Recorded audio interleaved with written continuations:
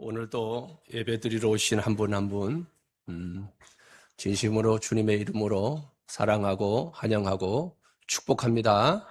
축복합니다. 예, 우리 서로 인사 나누겠습니다. 잘 오셨습니다. 보고 싶었습니다. 은혜 많이 받으세요. 앞에 뒤에 하세요. 네, 감사해요. 네, 고맙습니다. 네. 세계적인 인사, 우리 운총교만이 가지고 있는 레저 인사 시간 되겠습니다. 자, 안 보던 분들, 자주 안 만났던 분들 이렇게 더 하십시오. 집중적으로. 자, 사랑합니다. 축복합니다. 축복합니다. 감사합니다. 예, 감사합니다. 네. 네팔 선교로 토요일 떠나서 다음 주 주일 새벽에 도착하게 되겠습니다. 제가 네팔을 1년 또 2년 이렇게 매년마다 가다시피 했는데요. 코로나 때문에 가지 못하고 또 교회 임지를 옮기는 바람에 또 못 가고 또 운천교회 와서 이제 가게 되었습니다. 저도 거의 한 10여 년 가까이 못 갔던 것 같습니다. 그래서 오늘은 네팔 선교를 두고 우리 선교사님 이야기와 제 이야기를 하면서 함께 은혜를 나누려고 합니다. 우리 선교사님은 1988년 3월 처음 신학교 교정에서 만났습니다.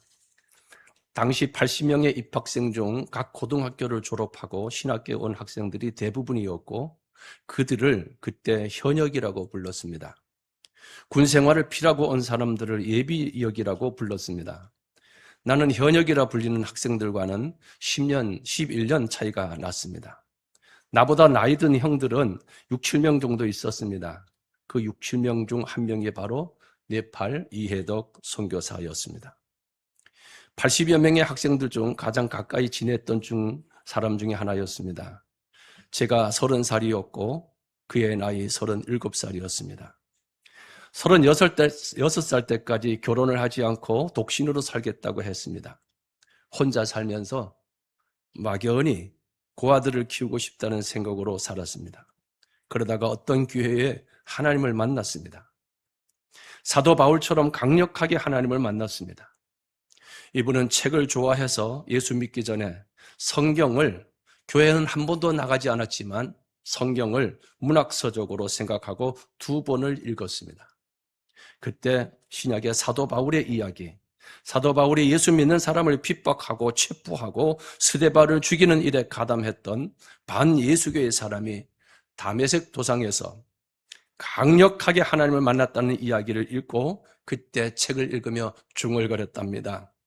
하나님이 정말 있다면 나 이해덕에게도 사도 바울처럼 당신을 만나게 된다면 믿겠습니다. 그리고 뭐든지 하겠습니다 라고 했다는 겁니다. 그런데 정말 사도 바울처럼 극적으로 하나님을 만났습니다. 완전히 사도 바울과 거의 똑같은 모습으로 만났습니다. 시간 관계상 그 이야기는 다 드릴 수 없습니다. 그러나 불이 분명했습니다. 그에게 불이 임했습니다. 확실하게 하나님을 만나고 그는 바로 결혼을 하게 됩니다. 결혼하기 위해 담임 목사의 소개로 어떤 자매를 만났습니다. 첫 미팅을 하면서 첫 번째 이야기가 나는 결혼을 하면 아이를 낳지 않을 겁니다. 고아들을 키우면서 살 겁니다. 그랬더니 11살이나 어린 아가씨가 망설임도 없이 나도 그런 생각을 하고 있었는데요. 그랬습니다. 그 묻지도 따지지도 않고 첫 번째 만남에서 결혼하기로 약속하고 바로 결혼하였습니다. 그리고 결혼하고 신혼일 때 37살에 신학교에 들어왔습니다. 신학교에 들어와 보니 동료들 중에는 이미 목회를 하고 있던 중 신학교에 온 친구도 있었습니다. 그리고 개척을 준비하는 친구들이 있었습니다.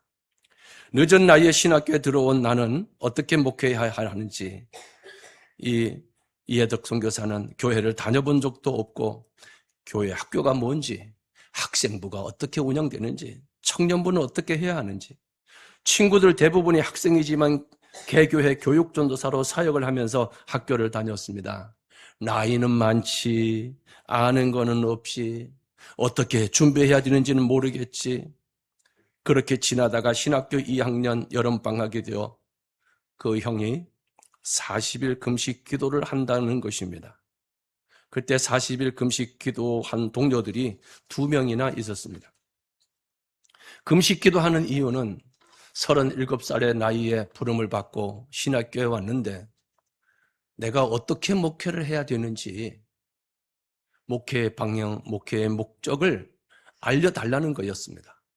목회를 어디서 어떻게 해야 할지 막막하다는 것입니다. 왜 나를 신학교에 보냈습니까? 어디서 어떻게 목회해야 합니까? 사도 바울처럼 불을 받아 견딜 수 없어 신학교에 뛰어들어 오기는 했는데 어떻게 해야 할지 모릅니다. 그는 40일 꼬박 금식 중 그는 선교사의 사명을 받습니다. 군 제대 후 유항선을 타면서 전 세계를 다녔던 경험이 선교사로 쓰시기 위한 경험이었다는 것을 기도 가운데 깨달았습니다. 그 다음 선교사로 가려면 나라가 있어야 되잖아요. 어느 나라입니까를 놓고 또 기도합니다. 하나님, 어디로 선교사로 나가야 됩니까? 몸부림치며 기도하는데 하나님이 눈산을 보여주셨습니다. 눈산이 있는 나라 히말라야, 네팔, 그때부터 네팔 선교를 위해 준비했습니다. 네팔 지도를 식탁에 붙여놓고 매일 식사 기도할 때 두 부부가 손을 얹고 네팔을 위해 기도합니다. 대학원 졸업 논문을 네팔 선교에 대하여 준비하였습니다. 참고로 저도 박사학위 논문을 선교회를 통한 효과적인 선교 방안이라는 부제로 네팔 선교회를 중심으로라는 논문을 쓰게 되었습니다. 시간이 흘러 3학년 새 학기가 되었습니다. 제 친구 한 명이 개척을 한다고 얘기합니다. 지금은 제 고향 임계교회를 담임하고 있고 어제 막내 아들 결혼을 감신대에서 했습니다. 그 친구와 몇 사람들이 있을 때 제가 얘기했습니다. 야, 우리 늦게 신학교에 왔으니 공부 좀 제대로 하고 좀 평생 목회할 거니까 공부 제대로 하고 졸업하고 개척하는 게 좋겠다고 그 친구에게 얘기했습니다. 다들 수긍하는 분위기였습니다. 저는 그럴 작정이었습니다. 이왕 늦었으니 공부 좀 제대로 하고 공부에만 열중하다가 졸업을 하고 개척을 하자. 저는 그렇게 굳게 마음먹었습니다. 그런데 개척한다는 그 친구와 3학년 여름방학 무렵 청주에서 개척을 시작했습니다. 그러던 어느 날 제게도 개척의 사인을 하나님이 주시기 시작합니다. 졸업 후 하겠다는 내게 개척의 소원을 부어주셨습니다. 너무 강력한 소원이라 전도사로 섬기던 교회에서 곧 개척할까라고 말했습니다. 얼마 지나지 않아 전도사 사역에 사표를 내고 나왔습니다. 갈 곳이 없었습니다. 무엇부터 어떻게 해야 할지 모르겠습니다. 우선 이 교회, 저 교회, 부흥한다는 교회를 탐방하는 예배를 드려보자. 그리고 그때 금랑교회, 신당중앙교회 등 몇 곳의 교회를 다녀보았습니다. 그러던 어느 날 전도사로 사역하던 교회 권사님을 길에서 만났습니다. 저보고 이래요. 전도사님, 언제 교회 개척하십니까? 아무 대책도 없던 나의 입에서 툭 튀어나온 말, 곧 개척합니다 였습니다. 빌립보서 2장 13절 말씀, 너희 안에서 행하시는 이는 하나님이시니 자기의 기쁘신 뜻을 위하여 너에게 소원을 두고 행하게 하시나니. 하나님이 해주시는 강력한 소원이었습니다. 거역할 수 없는 소원이었습니다. 지나가다가 개척교회 모습 보면, 그리고 썬팅지에 무슨 교회라고 글씨를 썼는데 다 빛이 발해서 어떤 데는 간판이 너덜너덜 떨어지고 종탑에는 녹이 슬어서 가난하기 그지없는 개척교회 모습을 보며 그것이 그렇게 부러울 수가 없었습니다. 나는 언제 저렇게 개척하지? 나는 언제 저렇게 교회를 세우지? 울컥울컥 치면은 그 하나님의 감동을 누를 수가 없었습니다. 그때 깨달았습니다. 아, 소원이 이런 거구나. 하나님이 기뻐하시는, 자신의 기뻐하시는 뜻을 위하여 소원을 두고 행하게 하신다고 하셨는데 그 소원이 바로 이런 거구나. 이 소원을 하나님이 두시고 일하게 하시고 이해덕 선교사에게 선교사의 소원을 두시고 일하게 하시는 분은, 하게 하시는 분은 하나님이시구나 라는 것을 깨달았습니다. 개척의 소원을 제게 주셨는데 제 이야기를 잠시 줬고 다시 이해덕 선교사의 이야기로 갑니다. 그 무렵 학교 공부를 하고 점심시간에 강의실에서 지금도 눈에 선해요. 5층 건물 엘리베이터가 없었습니다. 복도에 계단을 여러 사람이 함께 우르륵 내려옵니다. 점심시간이었기에 지하 식당으로 가는 중이었습니다. 한 중간쯤 내려왔을 때 우리 이해덕 선교사가 네팔로 선교사로 나가야 하는데 아무것도 준비된 것이 없다고 걱정스러운 말을 하는 것을 제가 옆에서 들었습니다. 그 말을 듣자마자 내 입에서 나온 말, 강하고 담대하고 확신에 찬 말이었습니다. 잊을 수가 없습니다. 지금도 그 계단을 찾으려면 찾아갈 수 있습니다. 한 중간쯤의 계단이었습니다. 한 중간쯤에 제가 섰었습니다. 제가 왼쪽에 섰고 형님 오른쪽에 섰습니다. 그리고 동료들이 같이 나란히 섰습니다. 형님, 걱정 말아요. 내가 뒤에서 다 책임질게. 나가기만 해요. 제가 다 책임질게요. 큰 소리 쳤습니다. 확 믿어졌습니다. 교회 개척에 대한 소원에 불이 있었던 터라 확신이 있었습니다. 내가 책임질게요. 나가기만 하세요. 민수기 14장 28절 말씀, 너희 말이 내 귀에 들린 대로 내가 너희에게 행하리니. 그 말대로 30년이 넘도록 지금까지 뒷감당을 감당하고 선교하고 있습니다. 공부 제대로 하고 졸업하고 개척하자고 말했던 내가 교회 개척을 준비하기 시작합니다. 저보다 먼저 개척했던 친구는 창립 예배를 드리지 않고 예배만 드리기 시작했습니다. 그러다가 10월 21일 제가 개척 예배를 드리고 한 달 뒤에 그 친구가 창립 예배를 드렸습니다. 결국은 창립 예배 일자를 보면 제가 동기들 중에는 제일 먼저 개척한 모습이었습니다. 어디에다가 교회를 개척해야 합니까? 당시 많은 동료들이, 선배들이 안산 쪽에, 안양이나 수원 쪽에 많이들 개척을 했습니다. 서울 북쪽에는 개척하는 사람이 없었습니다. 하나님 어디를 해야 하나요? 반복해서 묻고 어디에 하는데 북쪽. 통일이 되면 북한 쪽으로 선교의 지경이 넓힐 수 있으니 북쪽이다. 그러면 그 다음 북쪽 어디입니까? 그러다가 제가 서울 임원동에 살고 있을 때였기에 임원동에서 의정부 가는 열차가 있는 것 압니다. 북쪽? 의정부네? 저 아래쪽에 있는 사람은 의정부만 해도요, 최전방에 있는 줄 알고 있어요. 탱크가 왔다 갔다 하고 포가 왔다 갔다 하는 줄 알고 있어요. 3학년 여름방학 때 무조건 북쪽의 땅, 의정부 땅을 처음 밟았습니다. 생전 처음 의정부라는 곳에 개척자리를 찾기 시작했습니다. 돈이 없으니 가격이 낮은 곳 변두리여야 했습니다. 다리가 아프도록 걷고 또 걸으며 부동산을 찾아 헤매어 다녔습니다. 그러다가 신곡동 냉동공장 쪽 안으로 우리 김호식 집사님이 신혼 살림을 이쪽에서 했다고 하더라고요. 냉동공장 안쪽으로 들어가서 판자촌으로 되어 있는 지역이 있었습니다. 그곳에 새 건물이 지어져 있었는데 비어 있었습니다. 택시가 그곳에 가자고 그러면 의정부역에서 안 간다고 합니다.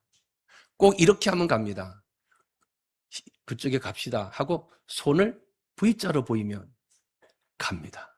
그런데 그냥 가자 그러면 안 가요. V자가 뭔지 아시죠?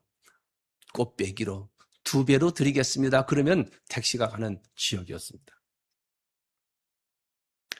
새 건물이 지어져 있는데 비어 있었습니다.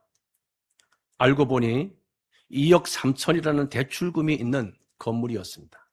시세는 2억 정도 됩니다. 시세보다 대출금이 더 많은 건물이라 임대가 되지 않은 채 비어 있었습니다. 당시 저는 월세 보증금 200만 원에 월 17만 원을 내고 임원동에서 살고 있을 때였습니다.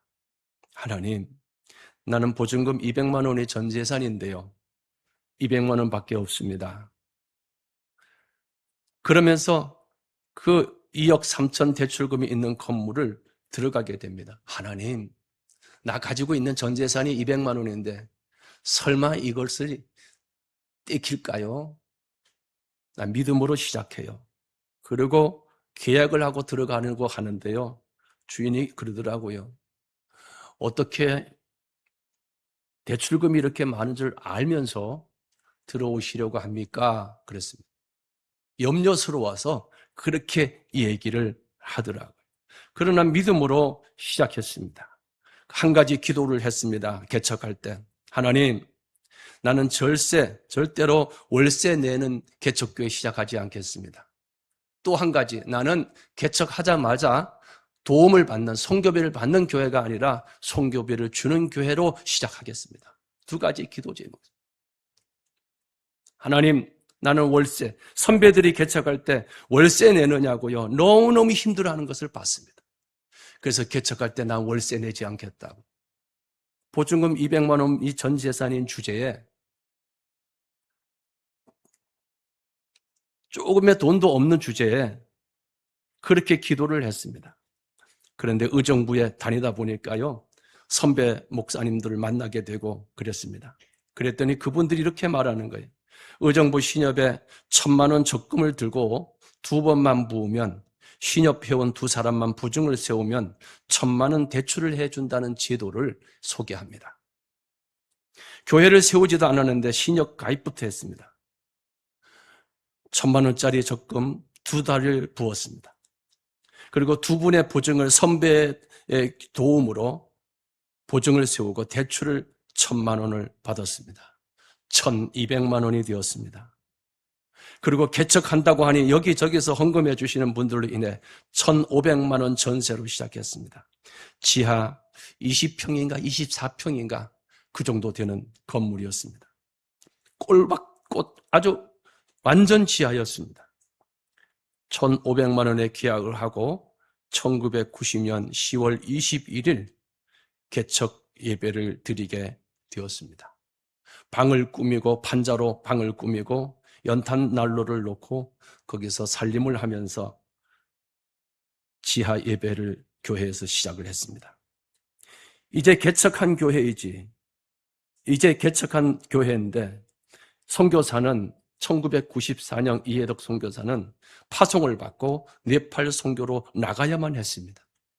이제 개척한 교회고 내가 책임진다고 큰 소리 쳤지. 기도가 시작됩니다. 하나님, 내가 다 책임진다고 했는데 나도 아직 개척교회인데 어떻게 해요? 선교로 나간다고 하는데 하나님 어떻게 해요? 어떻게 해요? 어떻게 해요? 나는 이 학창시절부터 어떻게 해요? 어떻게 해요? 이 어떻게라는 기도를 많이 하게 되었고 지금도 그렇게 하고 있습니다. 그때 네팔 선교회를 조직하라는 마음이 생겼습니다. 선배 목사님 찾아갔습니다. 동두천 교회를 담임하던 김찬수 목사님을 찾아갔습니다. 광명에 계신 선배 목사님과 함께 3명이 모여서 네팔 선교회를 조직합니다. 저희 조그만 교회에서 시작이 되었습니다. 제가 서기회계 직책을 맡았고 한 분 목사님은 회장을 맡았고 한 분 목사님은 총무를 맡아서 3명이 시작됩니다. 어떻게 회원을 모집합니까? 어떻게 해요? 하나님 어떻게 해요? 그래서 제가 알고 있는 모든 지인과 선교사가 알고 있는 모든 지인과 함께 했던 2분 목사님의 모든 지인들에게 편지를 보내기로 했습니다. 연회 주소록을 가지고 그리고 편지를 500여 통을 보내게 됩니다. 편지의 내용은 지금도 눈물이 날 것 같습니다. 누가 이 사람을 모르시나요? 이게 편지의 제목이었습니다. 37살의 신학교에 들어와 네팔 선교사로 나갑니다. 그 아들의 아버지가 되겠다고, 조지 물러 선교사처럼 되겠다고 기도하는 이 사람, 고아의 아버지가 되겠다고 결혼과 동시에 두 부부가 불임 수술을 하고 선교사로 나가는 이들을 선교 동역자가 되어 주십시오. 그리고 500여 통의 편지를 보냅니다. 그 다음 달도 지금처럼 컴퓨터가 있는 것도 아니고요. 그냥 손수 써서 그리고 복사를 해서 500통을 보내려면 이마치 이렇게 됩니다. 꼬박 3일을 작업을 합니다. 이렇게 하여 네팔 선교회가 조직이 되어집니다. 한 사람 한 사람의 회원이 늡니다. 1년, 2년, 3년이 가니까 300명, 400명 회원이 늘어나게 되었습니다. 선교사로 나가서 고아원을 짓고 유치원을 짓고 초등학교를 짓고 중학교, 고등학교, 신학대학까지 지었습니다. 신학교를 마무리할 쯤 제가 2주간 네팔에 들어가 그 마무리 작업을 하는 일도 함께 했습니다. 지금은 교회를 건축한 교회만도 80여 개에 이르게 됩니다. 한때는 500여 명의 고아들이 있었으나 지금은 네팔 정부의 개입으로 200여 명 정도 있습니다. 고아 사역을 더 확장하지 못하도록 정부가 막고 있기 때문입니다. 비자 발급을 위해 빵 공장을 설립하였고 한국 식당도 시작하였습니다. 소망의 집에서 자란 아이들이 한국의 근로자로 많이 나와 있습니다. 이 포천 지역에도, 이 양문 쪽에도 우리 소망이들이 있습니다. 한국에서 신학을 공부하고 목사가 된 사람도 있고, 한국에 유학 와서 공부하고 대기업에 다니는 아이도 있고, 그 외에 일본, 카나다, 중국, 호주, 전 세계의 소망이들이 흩어져 있습니다. 한 달 생활비, 선교비 두 부부에게 1,800만 원씩 송금하고 있는데 늘 부족할 때가 많습니다. 코로나 이후 회원이 많이 줄었습니다. 소망의 집 주제가 거룩하신 하나님, 주께 감사드리세. 날 위해 이 땅에 오신 독생자 예수. 내가 약할 때 강함 주고 가난할 때 우리를 부욕해 하신 나의 주 감사. 내가 약할 때 강함 주고 가난할 때 우리를 부욕해 하신 나의 주 감사. 조현경 이해덕 선교사는 울고 또 울면서 부르는 찬양입니다. 매일 아침, 매일 저녁 예배와 기도회를 하면서 이 찬양을 매일같이 부릅니다. 특별히 선교비가 부족할 때 부욕해 하신 나의 주 감사. 울고 울며 또 울면서 부르는 찬양입니다. 매일 새벽 예배, 매일 저녁 기도에 찬송과 기도 소리가 울려 퍼지는 곳, 많은 분들이 이곳을 방문하고 천국에 온 것 같다고 하는 곳, 60평생 살고 20여 년 장로로 살았지만 이곳에서 하나님을 다시 만났다고 하시는 분들, 게임에 빠지고 가출을 밥 먹듯 하던 아이들이 이곳에서 변화되어 한국으로 돌아와 치킨을 먹지 않고 피자를 먹지 않고 그 돈으로 네팔 선교를 하는 아이들, 학생 때 왔던 아이들이 결혼하여 신혼여행으로 오는 아이들, 다시 선교사가 되어 돕는 선교사로 찾아오는 아이들, 그곳에서 뼈를 묻겠다고 당신의 묘지 자리를 만들어 놓고 계시는 선교사를 만나러 갑니다. 가고 오는 모든 여정 속에 순탄하게 다녀올 수 있도록 기도로 함께해 주시길 부탁을 드립니다. 거룩하신 하나님, 우리 네팔 가시는 분들이 나오셔서 이 찬양을 드리면서 우리 준비된 예물을 올려드리고 또 네팔 선교에 조금이나마 도움이 되도록 드려진 선교 헌금을 봉헌 드리는 순서 갖겠습니다. 하나님이 주시는 소원, 빌립보서 2장 13절 말씀, 강력한 소원이 일어나야 돼요. 왜 부흥이 안 됩니까? 강력한 부흥이 없기 때문에, 소원이 없기 때문에 그래요. 왜 안 됩니까? 강력한 선포가 없기 때문에 그래요. 말을 하셔야 됩니다. 그 소원을 말하면 말하는 것을 하나님이 들으시고 들으신 대로 행하심을 믿습니다. 운천교회 새신자가 없고 부흥이 되지 않던 교회였으나 매년마다 부흥되기 시작하지 않습니까? 다른 데 있는 게 아닙니다. 말이었습니다. 너희 말이 내 귀에 들린 대로 내가 너희에게 행하리니. 아멘.